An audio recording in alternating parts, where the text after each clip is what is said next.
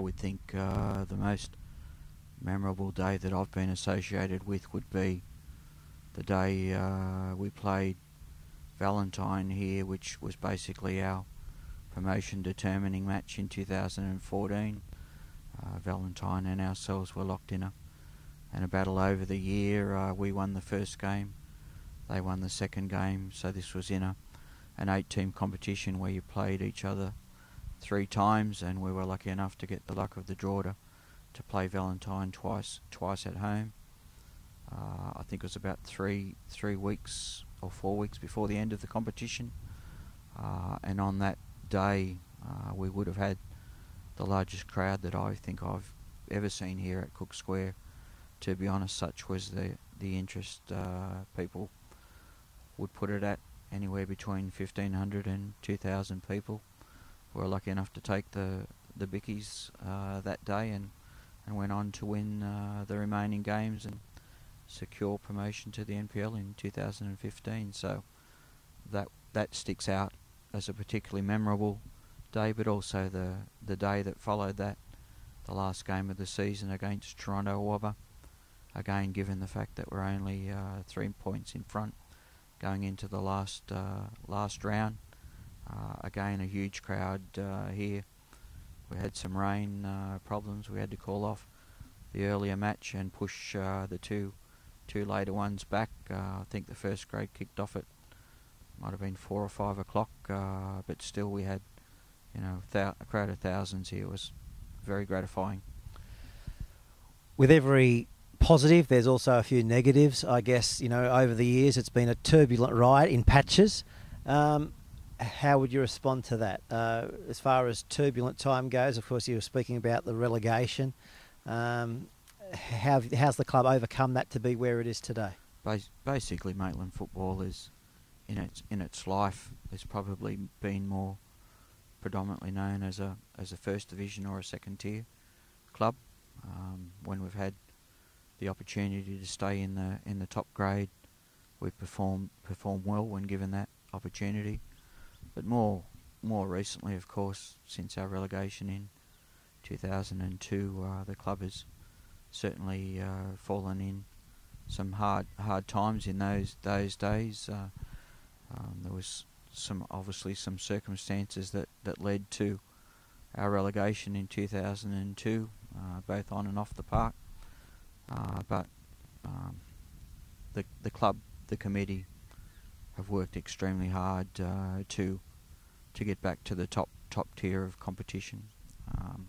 It's taken us 12 long years to achieve that, and we've certainly had some very successful years in the new FM competition, winning minor and majors and grand finals in all the grades really, 19s and 22s. One of the proudest achievements for the club would be to have our youth, our 19s team, make the semi-finals in every year that we're in the new FM competition, winning countless minor premierships and grand finals. And the club has definitely reaped the benefits of that youth policy in the early years. We were fortunate to have the State Youth League playing out of Maitland Juniors, and that played a big part in the restructuring of the senior club. We were able to benefit from the successes that the junior club had built upon, so we're extremely grateful for that. At this particular point in time, we still have some of those youth program, State Youth League program players playing with the club, and the way that the club had rebuilt itself was definitely around local talent and local content. You just touched on there, you've been through that roller coaster ride. You've come out spectacularly at the other end of it. A lot of that restructure and success, do you think that's come down to that the football has been rejuvenated in this area in the last decade? Because you speak to everybody in Maitland these days, well, a lot of them anyway, and they know somebody or their own children are playing football. Yeah. and that just boosts juniors' numbers like nothing we've ever seen. Yeah. Do you think that's a part of where you are today? Absolutely. Like the growth of football in the Maitland area has been, astonishing. We don't have the proud history of the Cessnocks or the Westerns, where their club have 100 years plus of history. But I guess what we do have now is Maitland is a thriving city, a growing city, particularly around the Maitland LGA junior football network. There's a lot of promising players that have come out of Maitland and are playing elsewhere. That's a factor of Maitland not being around the top grade for such a long period of time. But in our junior club, it's one of the largest nurseries of football in northern New South Wales. It has, upwards of 900 plus registered players.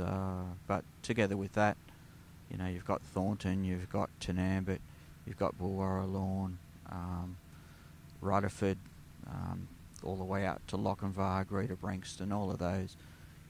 Maitland is a hotbed of talent, that's for sure. And one of the things that the club is striving to do is provide a stable platform for the youth of Maitland to have an outlet to play their football here within Maitland. As I said, the years in the wilderness unfortunately have seen the best of our local talent for no fault of their own.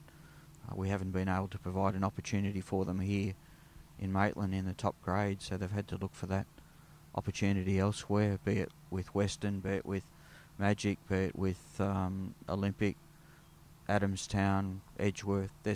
Maitland juniors are scattered, far and wide within the Newcastle teams.